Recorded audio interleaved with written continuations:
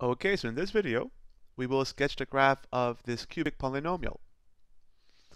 If you remember our previous video, we only need the first and the second derivative, and with finding the critical points and the inflection points, we can easily sketch the graph of any function. Okay, so first, let's differentiate. So let's find the first derivative, y prime. This will be 3x squared minus 12x plus 9. Let us find the second derivative, y double prime, which will be 6x minus 12. And now remember that we use the first derivative to find the critical points, and the second derivative to find possible inflection points. Now critical points are zeros of the first derivative, or points where the first derivative is undefined. As y prime is a polynomial, it always is defined, so we can only look for possible zeros, and the same goes for the second derivative. And of course, when we have a polynomial, we find zeros by factoring. Well, we can factor 3, and we'll have 3 times x squared minus 4x plus 3. And this quadratic factors as 3 times. The product of the terms must be 3, the sum negative 4. So this is x minus 1 times x minus 3. We can factor the second derivative. Factor is 6, and you get 6 times x minus 2. And now that we have the first derivative and the second derivative fully factored, now we're good to go. So let's see. The first thing we may look in sketching the graph of a function are the possible intercepts, the x-intercepts and the y-intercepts. Well, the x-intercepts are the zeros of this function. So we look for possible zeros. Now don't look too hard if you have a hard time finding the zeros of the function. Only find the zeros if they're fairly easy to find. So if we look for the zeros of a polynomial, we try to factor it. There's a common factor of x. So if we factor x, we're left with x squared minus 6x plus 9. We can factor this quadratic, and this is a perfect square. This is x minus 3 times x minus 3. So x minus 3 squared. So our function is equal to 0 if and only if either x is equal to 0 or x is equal to 3.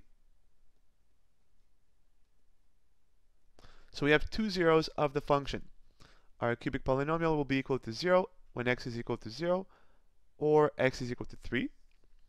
Let's look for the y-intercept.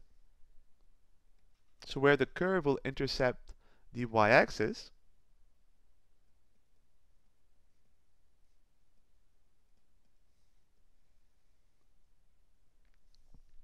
Well, this is simply the y value when x is 0. This is y at 0. And if you plug in 0, you get, as we already knew, 0. So the y-intercept is 0. Now let's find our critical points. As we said, these points are not that important, but it's nice if we can find the zeros and the y-intercept. It makes for a slightly more accurate sketch of this function, the graph of this function. The really important points are the critical points and the inflection points. So I'll write CP for critical points. And again, critical points are values of x for which the derivative is equal to 0 or is undefined. As the derivative is a polynomial, it never is undefined, so we can only have critical points where the derivative is 0. So we solve for y prime being equal to 0. And that's true if and only if, as we have already factored, this is obvious, if x is 1 or if x is 3. So we have 2 critical points, 1 and 3. Let's look for the inflection points. And we know that these are possible inflection points, as they may end up being fake inflection points. Again, this would be where the second derivative is 0 or is undefined. The second derivative is a polynomial, never is undefined, So we look where it may be equal to 0. And once again, since we have already factored the second derivative, this will obviously be 0 when x is equal to 2. And now, we're almost good to go. We have our critical points, we have our inflection points, we have our two zeros and the y-intercept. The only question is, what does the curve look like around these critical points, right? These are two values of x, where the derivative is 0. So around x equals 1 and x equals 3, the curve will be flat. But the question is, will we have a local maximum, a local minimum, or something else? And of course, if you have a local minimum, the curve is concave up. If you have a local maximum, the curve is concave down. So we can figure out what happens at these points with the help of the second derivative. And this is what we call classifying the critical points. So we now classify the critical points.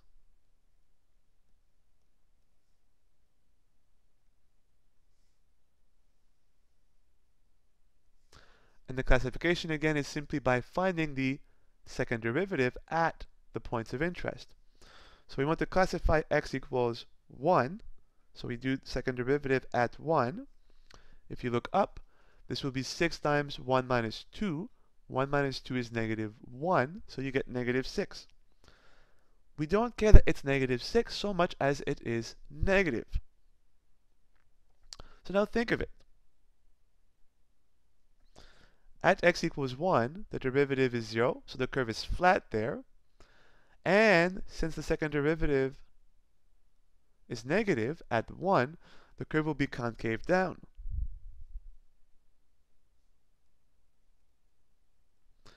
And if the curve is flat at 1 and concave down, we know that we have to have a local maximum. So x equals 1 is a local maximum.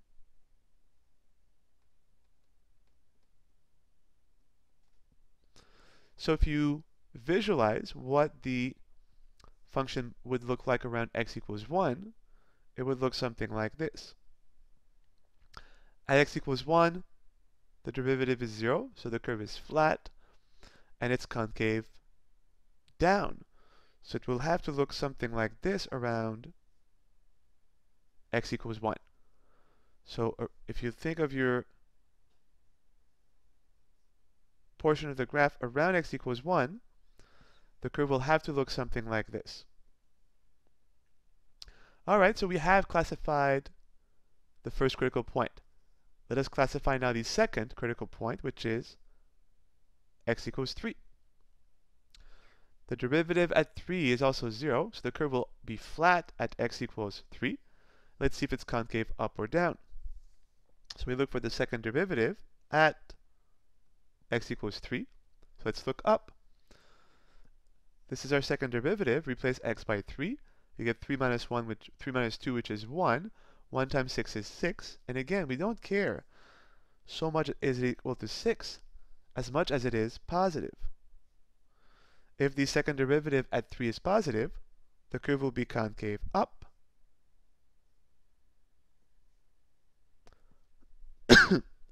Sorry. So if the curve is concave up, it will look something like this. So the value x equals 3 will be a local minimum.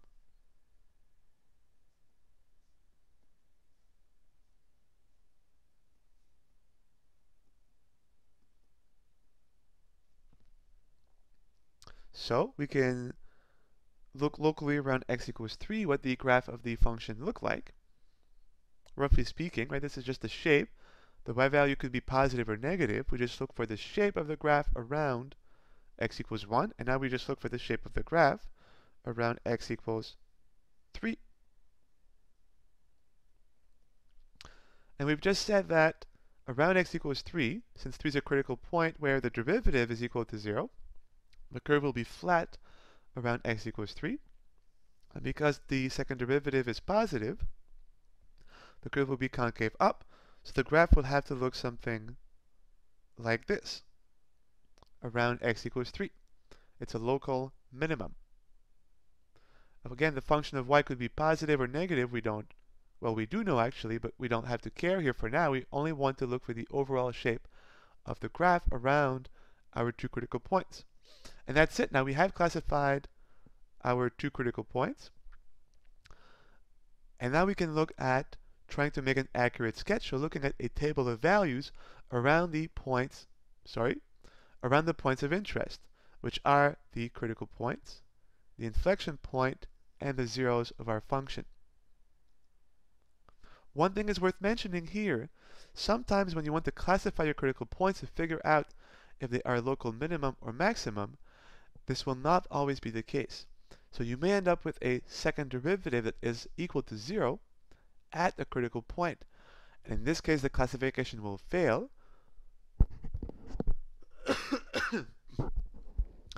But as we'll see when we consider examples of this, we'll only have to look at the second derivative on the left and on the right of our point, and this will fix our problem.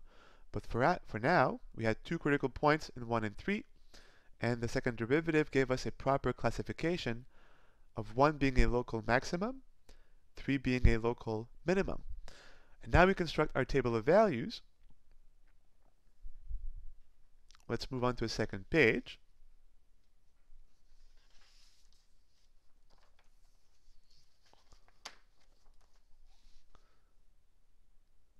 So we have found all the points of interest. We have classified the critical points. Now is our table of values.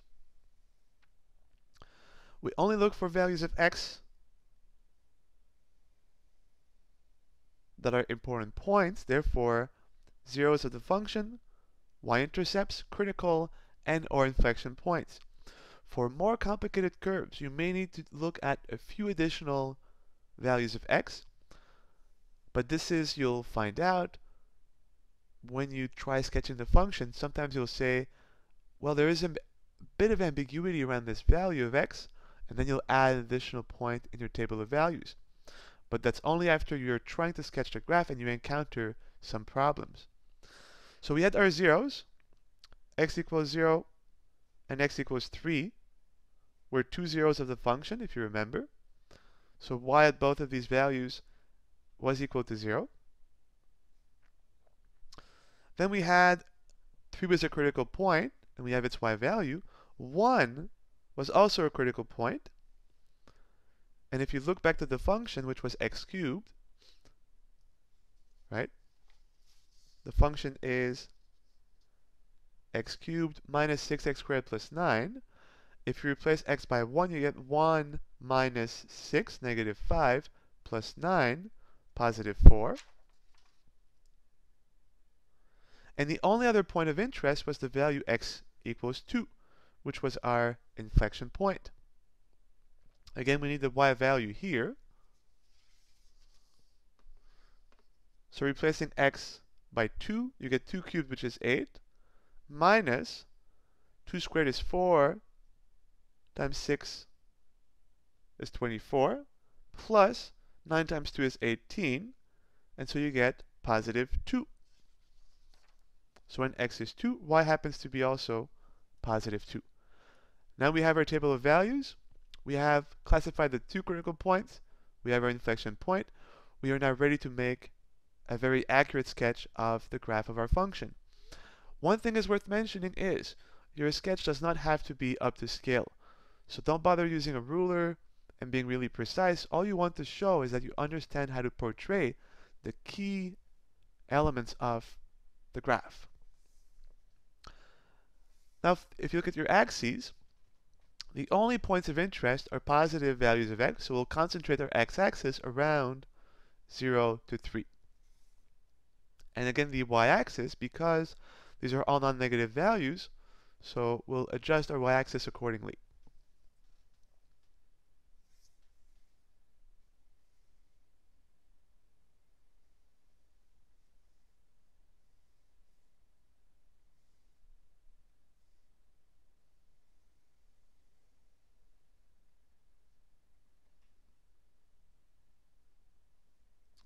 One thing is worth mentioning, and that is we haven't looked for vertical asymptotes yet. But if you remember, a vertical asymptote is a value of x where the function blows up, therefore is undefined. Since we have a cubic polynomial, it is always defined, therefore there are no vertical asymptotes. Okay, so let's plot our points. We have the point x equals 0, y equals 0. Let's produce a rough scale. So let's go with, say this is 1, this is 2, this is 3, 4, and beyond, -1, -2, and beyond. The next point is x equals 3, y equals 0, so 1, 2, 3, another 0 of our function. Then we have the other critical point, x equals 1, y equals 4. So 1, 2, 3, 4, 5, say. So x equals 1, y equals 4. X equals 1, y equals 1, 2, 3, 4. And we have the point 2, 2, x equals 2, y equals 2. This was our possible inflection point. So now we have only 4 points, and I claim that with only these 4 points we can sketch the graph very accurately.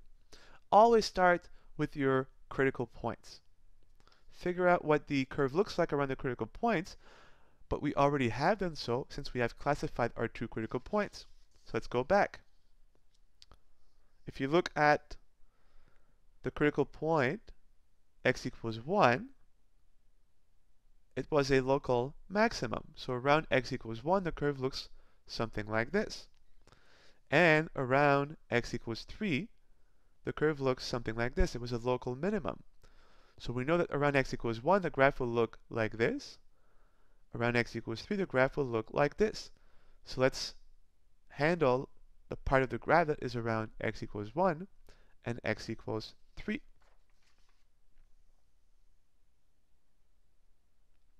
So as we have just said, around x equals 1, we have a local maximum. So the curve looks something like this. And around x equals 3, the curve was concave up. We had a local minimum. So it will look something like this. It is flat there, there's a 0, and then concave up. And now what's interesting is I claim with this that we are essentially done. Let me label my axes. 1, 2, 3, 4, 5. -1, -2. 1, 2, 3, 4, 5. And why are we done? Well, think about it. If a function goes from increasing to decreasing or vice versa, the derivative has to go from positive to negative or negative to positive. Since our derivative is continuous, it can only go from positive to negative or negative to positive if it crosses 0. Therefore, if you cross a critical point. So if you do not cross a critical point, the function will never change from increasing to decreasing or decreasing to increasing. And the same goes for concavity. Our second derivative was continuous.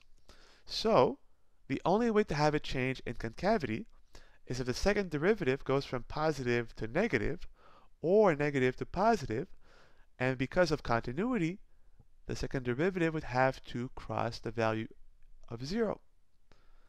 So if you look to the right of x equals 3, there are no critical points and no inflection points.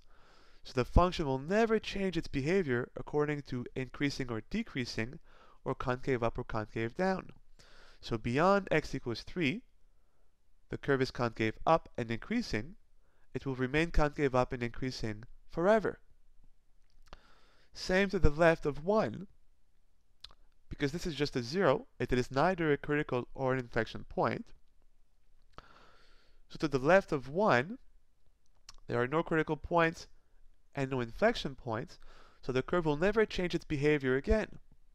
And because to the left of 1 it is increasing and concave down, it will remain increasing and concave down forever. Let's look around this point now. Remember that x equals 2 was our only possible inflection point. Well, let's see if it is an inflection point.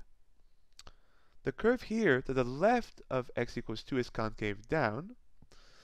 To the right of x equals 2, the curve is concave up. So you see from 1 to 3, the curve goes from concave down to concave up. So there is a change in concavity. And concavity can only change at an inflection point. So the exact point where the curve will change from concave down to concave up is at x equals 2. So the curve is concave down, down, down, down, down, up to this point, and now, right away, the curve becomes concave up. Because this was our possible inflection point, and there was a change in concavity because the curve goes from concave down to concave up. And concavity can only change at a possible inflection point. And also we know that as x becomes bigger and bigger, the curve, since there are no more inflection or critical points, will remain increasing and concave up forever. The only question is, will we have possibly a right horizontal asymptote? And the same for the left, will we have a left horizontal asymptote?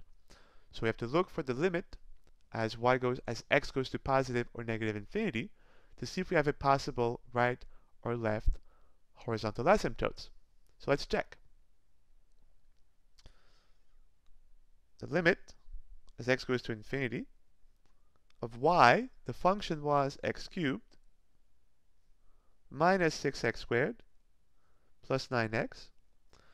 The limit as x goes to infinity, negative infinity, of y again, so x cubed minus 6x squared plus 9x. And this will use our intuition. We know that when you deal with polynomials, when x is either very large positively or negatively, the only term that matters is the largest power of x, so x cubed. These terms are insignificant compared to the x cubed term. So when x goes to positive infinity, x cubed goes to positive infinity. So we do not have a right horizontal asymptote. When x blows up, y blows up as well. So our graph will just shoot up to infinity. And as x goes to negative infinity, because 3 is odd, x cubed will go to negative infinity. So you see that as x goes to negative infinity, y will also shoot down to negative infinity. So we do not have here any horizontal asymptotes, and this captures the graph completely. Right? We have figured out the local behavior of our graph around the critical and inflection points. Away from these points, the graph will never change again, because to have it change in the graph, there has to be a critical point or an inflection point, and beyond 3 and 1, there are no more critical or inflection points. The curve will never change its behavior. Increasing concave up forever, and we know it blows up to positive infinity. Right? This is a rather bad sketch, but it's concave up and increasing to infinity. It's a little smoother than that. And here it's concave down and also increasing, but we know that when x is 0, y is 0, so we'll have to go through this point. So it will look something like this.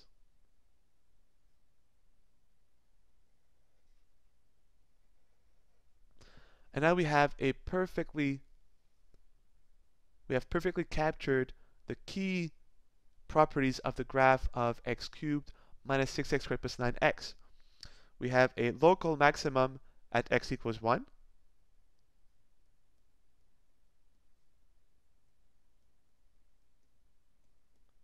And it is a local maximum because you see around x equals 1, y attains its largest value at x equals 1. But it is local because if you look to the right, there are even bigger values of y away from x equals 1. So it's only a local maximum. It is a maximum only around x equals 1. X equals 3 is a local minimum.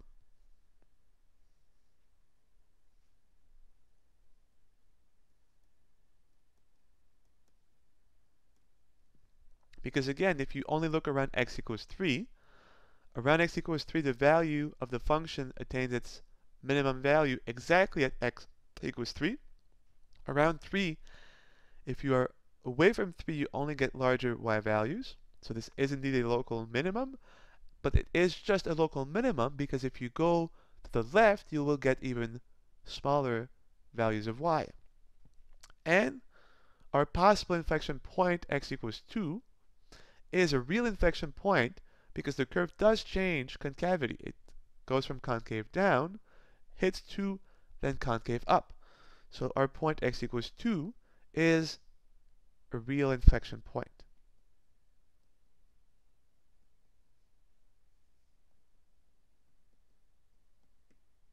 And that's it. And this is how you can sketch a graph of any function by studying the only points of importance, which are the critical points, the inflection points, and if we had a more complicated function, we would also consider vertical and horizontal asymptotes.